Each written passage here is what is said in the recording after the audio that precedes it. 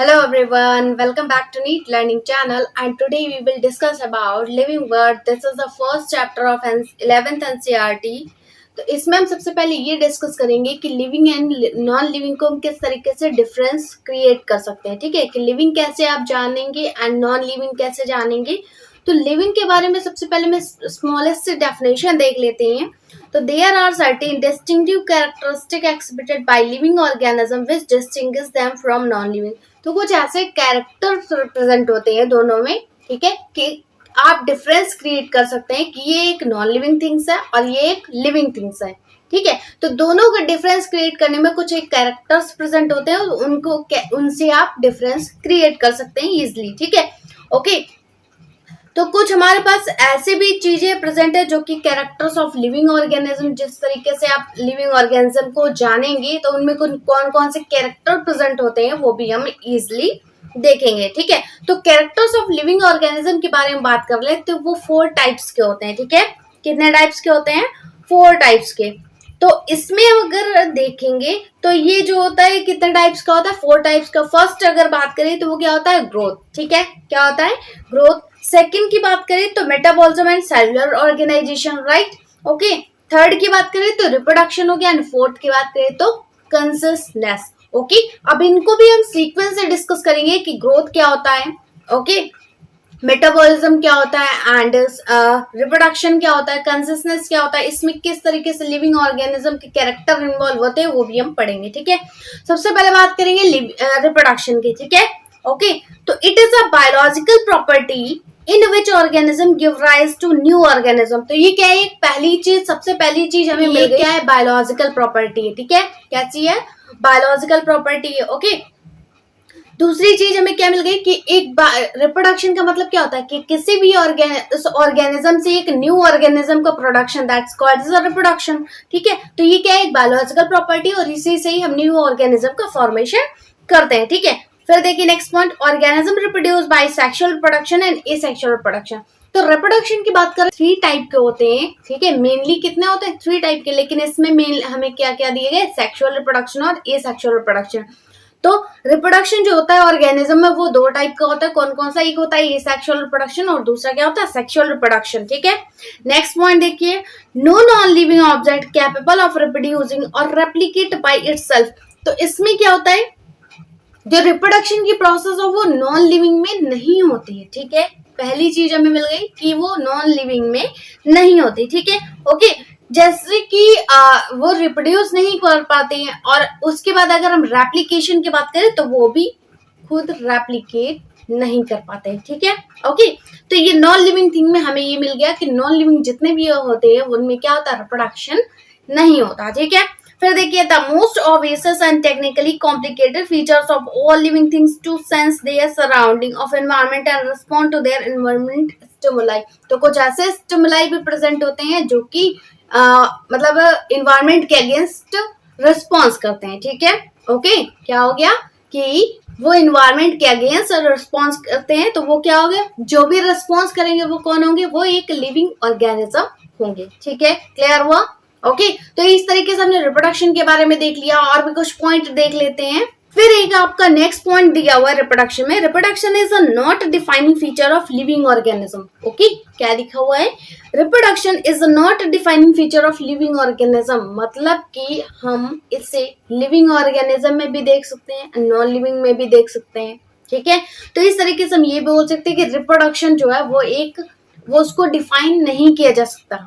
ठीक है, कि वो एक लिविंग का फीचर्स है क्योंकि वो दोनों में प्रेजेंट है, लिविंग में भी प्रेजेंट है, नॉन लिविंग में भी प्रेजेंट है, इसलिए हम उसे डिफाइन नहीं कर सकते। ठीक है, तो ये क्या हो गया? एक नॉट डिफाइनिंग फीचर्स है। ओके, फिर देखिए, there are many organism which do not reproduce. अब देखते हैं क्यों नहीं है। ठीक है, कि मतलब रिप्रोडक्शन की प्रोसेस, पहली चीज तो हमें मिल गई वो लिविंग ऑर्गेनिज्म होती है, लेकिन हम ये भी देखेंगे कि क्यों जो लिविंग ऑर्गेनिज्म है उनमें भी क्यों नहीं होती है। ठीक है, ओके। तो इस तरीके से अगर रिप्रोडक्शन की प्रोसेस लिविंग ऑर्गेनिज्म में होती है, ये हमने पढ़ लिया, लेकिन अब कुछ ऐसे भी एक्सेप्शनल केस है जिनमें की रिप्रोडक्शन की प्रोसेस नहीं होती, भले ही वो लिविंग ऑर्गेनिज्म है लेकिन उनमें रिप्रोडक्शन की प्रोसेस नहीं होती। ठीक है, तो वो इनके बारे में देख लेते हैं। तो ऐसे कई सारे ऑर्गेनिज्म होते हैं जिनमें रिप्रोडक्शन की प्रोसेस नहीं होती। एग्जाम्पल की बात कर लेते हैं, जैसे कि म्यूल्स हो गए, ठीक है, क्या है, म्यूल्स। ओके, नेक्स्ट बात कर लेते हैं स्टेराइल वर्कर बी। तो आपने पढ़ा होगा बीज के बारे में। तो बीज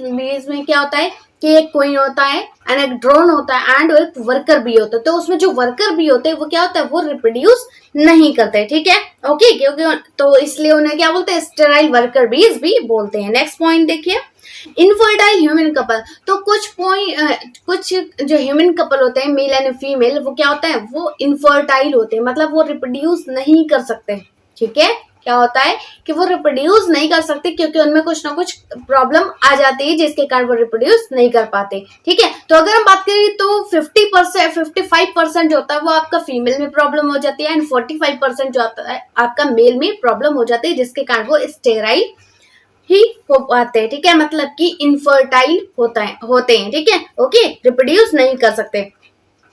तो इस तरीके से हमने देख लिया कि वो ये क्या है, नॉट डिफाइनिंग फीचर्स है लिविंग ऑर्गेनिज्म में, ठीक है। नेक्स्ट पॉइंट देखिए, ग्रोथ के बारे में देख लेते हैं। In a majority of higher plant and animals growth and reproduction are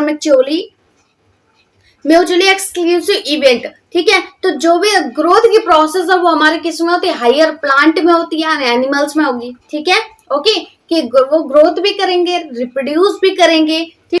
next one देखिए, non living object also grow by accumulation of material on a surface, example mountains, boulders and sand mounds।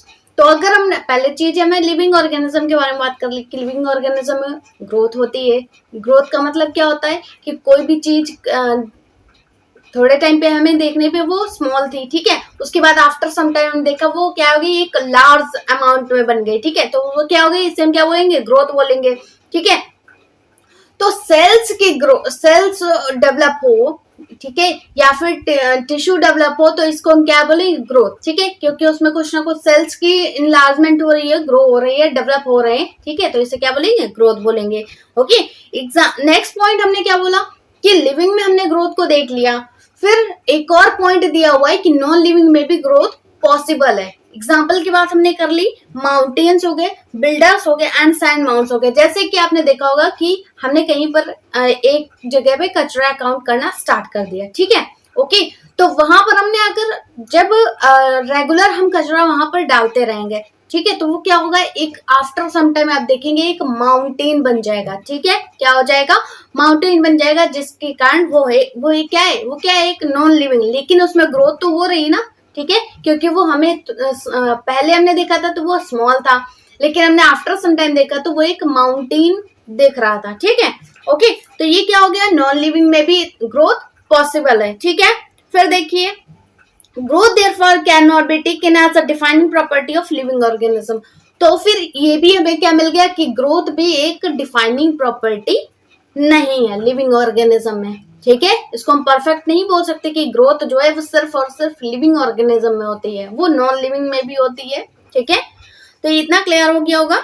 Next हम देख लेते हैं metabolism and cellular organisation के बारे में। The sum total of all the chemical reaction occurring in our body is called metabolism।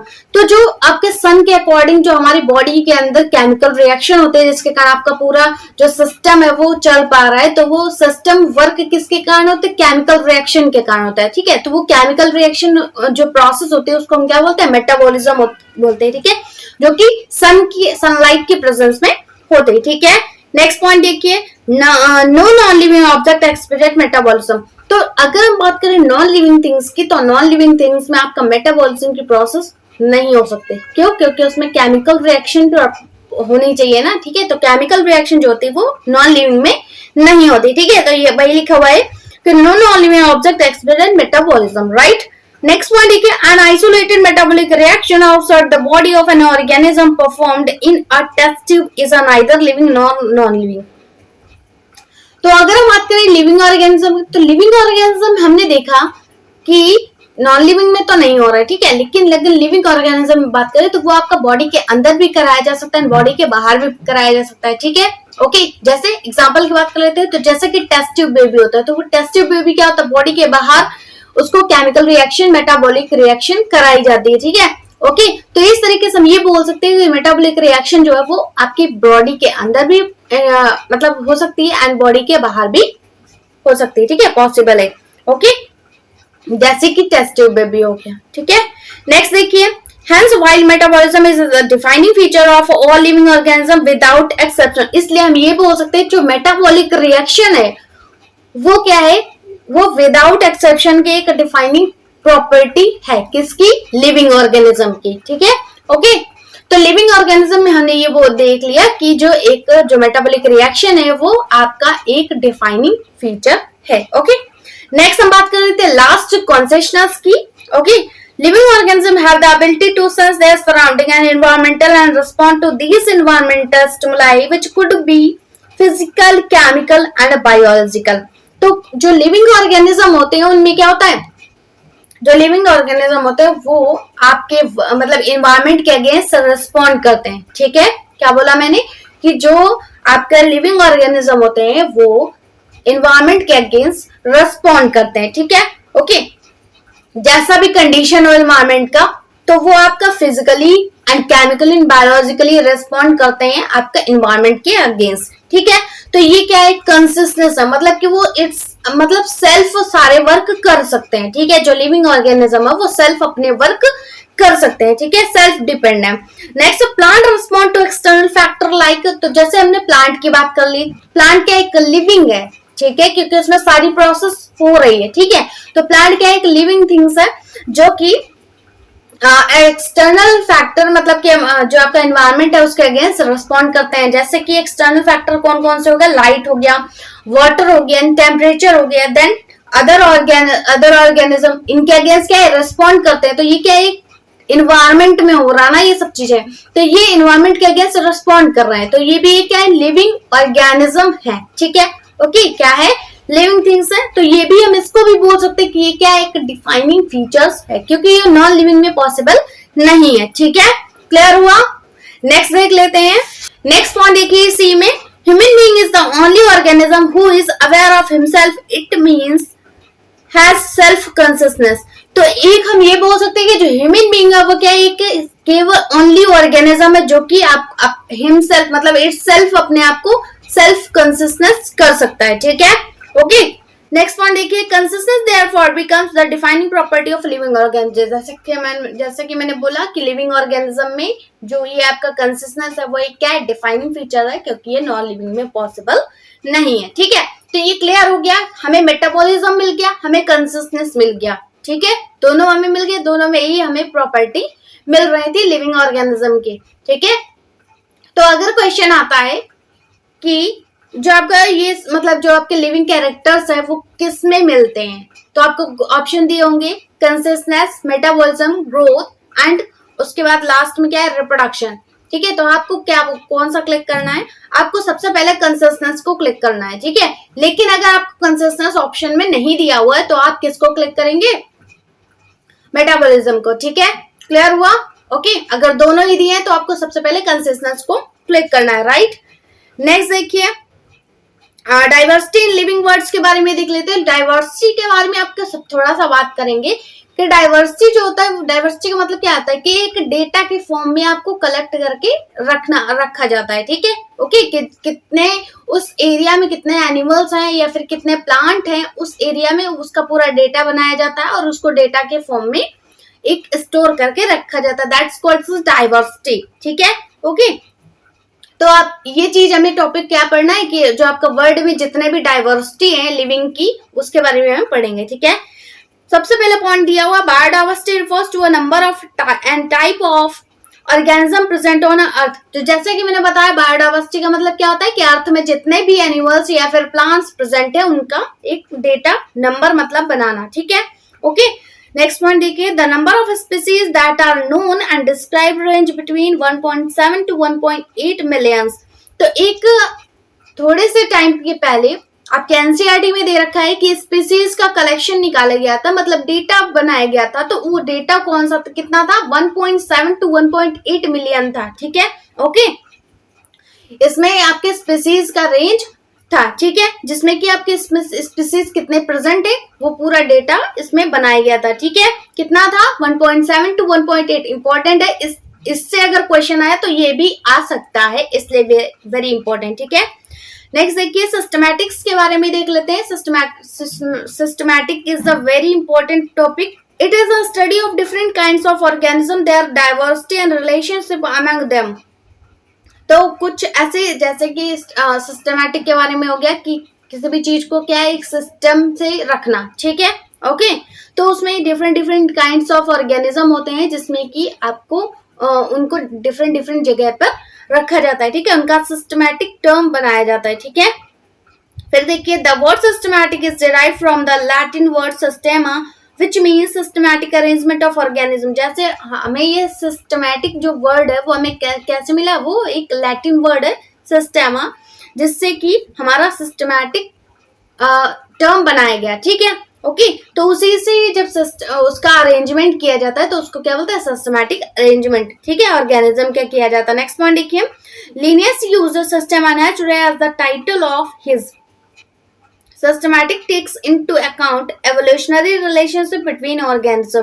तो इसमें सबसे पहले ये जो सिस्टमैटिक टर्म है वो किसने दिया था, लिनियस ने दिया था, और लिनियस की एक बुक थी जिसका नाम था सिस्टेमा नेचुरा, ठीक है, जिसमें इन्होंने सारी चीजें सिस्टमैटिक के बारे में एक्सप्लेन कर रखा था, ठीक है। नेक्स्ट देखिए उसके बाद ये जो आपका ये पूरा टर्म है, मतलब जो बुक थी उन्होंने जिसमें उन्होंने सभी ऑर्गेनिज्म के बारे में मेंशन कर रखा था, उसका क्या नाम था, इवोल्यूशनरी रिलेशनशिप, ठीक है, ओके। नेक्स्ट देखिए term new systematic was introduced by Julian Huxley. Important है, सिस्टमैटिक के बारे में किसने दिया, आपका लिनियस ने, लेकिन अगर न्यू सिस्टमैटिक टर्म के बारे में पूछा जाएगा तो आप क्या बताएंगे, जूलियन हक्सले, ओके। तो आप यहाँ पर बोला गया कि न्यू सिस्टमैटिक जो टर्म है वो किसने दिया था, जूलियन हक्सले ने दिया था। क्वेश्चन आया हुआ है नीट के एग्जाम में, term new systematic was introduced by, तो ऑप्शन दिया होगा जैसे लिनियस हो गया, Julian Huxley, Bentham Hooker and de Candolle. तो आप क्या क्लिक करेंगे, जूलियन हक्सले, ठीक है, ओके। नेक्स्ट देखिए इट कंसिस्ट ऑफ, तो इसमें भी सिस्टमैटिक के वे में भी आपको बहुत सारे पॉइंट दिए हुए हैं, 4 पॉइंट, जिसके बेस पे आपको सिस्टम से उस किसी भी ऑर्गेनिज्म के बारे में हम उसको सिस्टमैटिक रखते हैं, ठीक है। पहले क्या आ गया, नॉमेनक्लेचर, ठीक है, नॉमेनक्लेचर मतलब उसके नाम से ही पता चल रहा कि किसी भी ऑर्गेनिज्म का हम सबसे पहले नाम रखते हैं, ठीक है, क्या करते हैं, सबसे पहले उसका नाम रखते हैं, that's called as nomenclature, okay. The naming of a living organism such as that a particular organism is known by the same name all over the world. तो उसमें हमें एक डिफरेंट नाम लेना होगा, ठीक है, ओके। किसी भी ऑर्गेनिज्म को ऐसा नाम लेना होगा, रखना होगा जिससे उसे पूरे वर्ल्ड में जाना जा सके, ठीक है। पहली चीज क्लियर हुई, क्या करा मैंने कि नॉमेनक्लेचर का मतलब क्या हो गया, सबसे पहले हम किसी भी ऑर्गेनिज्म की नेमिंग करेंगे, ठीक है, क्या करेंगे, सबसे पहले हम किसी भी ऑर्गेनिज्म की नेमिंग करेंगे। अब नेमिंग किस तरीके से करेंगे, तो वो नेमिंग ऐसी होनी चाहिए जिससे हम उस ऑर्गेनिज्म को पूरे वर्ल्ड में सेम नेम से जाना जा सके, ठीक है, क्लियर हुआ। नेक्स्ट देखते हैं सेकंड क्या है, सेकंड क्या है, आइडेंटिफिकेशन, उसके बारे में देख लेते हैं। तो आइडेंटिफिकेशन के नाम से पता चला, पहली चीज हमने उसकी नेमिंग करी, ठीक है, किसी भी ऑर्गेनिज्म की नेमिंग करी। सेकंड क्या है, आइडेंटिफिकेशन, मतलब कि उसकी जो कैरेक्टर्स प्रेजेंट है उनके बारे में देखेंगे, ठीक है, कि उसमें किस तरीके से उसको आइडेंटिफाई करेंगे उसके बारे में देखेंगे। तो correct description of organism, organism का करेक्ट डिस्क्रिप्शन निकालेंगे जिससे उसे आइडेंटिफाई किया जा सके, ठीक है। थर्ड क्या है, classification, arrangement of animals and plant into convenient categories based on easily observable characteristic. अगर हम प्लांट की बात करें तो प्लांट में देखिए कई सारी फैमिली होती हैं, ठीक है, कई सारे जेनेरा होते हैं, किंगडम होते हैं जिनमें हम उन्हें रखते हैं, ठीक है। तो इस तरीके से उनका क्या है, क्लासिफिकेशन भी करेंगे। पहले क्या करेंगे, nomenclature, then identification, then classification, ठीक है। वो क्लासिफिकेशन एनिमल्स के लिए भी होगा एंड प्लांट के लिए भी होगा, ठीक है। नेक्स्ट क्या है, कैरेक्टराइजेशन। तो कैरेक्टराइजेशन के बारे में देख लेते हैं। Based on understanding of characters of organism like external and internal structure, morphological and anatomy, the structure of cell cytology, ठीक है। तो अगर हम किसी, पहले हमने क्या मिल गया, कैरेक्टराइजेशन। कैरेक्टराइजेशन का मतलब क्या हो गया, अब उस ऑर्गेनिज्म के में कैरेक्टर्स कौन कौन से प्रेजेंट हैं जिसके कारण हम उन्हें डिफरेंट रख सकते हैं कि ये इस मतलब फैमिली में रखा जाएगा और ये इस फैमिली में रखा जाएगा। इस तरीके से उनके कैरेक्टर्स भी डिफरेंट होने चाहिए जिसके कारण हम उन्हें अलग अलग रख सकते हैं, ठीक है। तो कैरेक्टर कौन कौन से होने चाहिए, कैरेक्टर किसके बेस पे हम निकालेंगे, उसके एक्सटर्नल कैरेक्टर्स के बेस पे और इंटरनल कैरेक्टर्स के बेस पे, मतलब कि मॉर्फोलॉजिकल एंड एनाटॉमी के बेस पे हम उसे अलग अलग करेंगे, ठीक है। सेल के बेस पे, तो सेल के बेस पे जब अलग करेंगे तो उसे क्या बोलेंगे, साइटोलॉजी, ठीक है। और उसके बाद जो उनका डेवलपमेंट है, या तो उनका इनडायरेक्ट डेवलपमेंट है या फिर डायरेक्ट डेवलपमेंट है, तो उसके डेवलपमेंट के बेस पे भी हम उसे अलग करेंगे, तो that's called as embryology, okay. अगर इकोलॉजी इंफॉर्मेशन के बेस पे हम उसे मतलब डिफरेंट अलग अलग करेंगे तो दैट्स कॉल्ड एज इकोलॉजी, ठीक है। तो ये सारी चीजें हमने डिस्कस करी कि पहली चीज हमने उसका नॉमेनक्लेचर किया, ठीक है, फिर उसके बाद आइडेंटिफिकेशन किया, देन क्लासिफिकेशन एंड देन क्या है, कैरेक्टराइजेशन। तो इसके बेस पे हम किसी भी चीज का सिस्टमैटिक या फिर क्लासिफिकेशन करते हैं, ठीक है, उससे सिस्टमैटिक अरेंजमेंट उसका करते हैं, ठीक है। तो आज का टॉपिक यहीं तक। हमारा नेक्स्ट टॉपिक क्या है, टैक्सोनॉमी, तो इसे हम हमारे नेक्स्ट वीडियो में डिस्कस करेंगे। तो मिलते हैं हमारे नेक्स्ट वीडियो में हमारे नेक्स्ट टॉपिक के साथ, तब तक के लिए थैंक यू।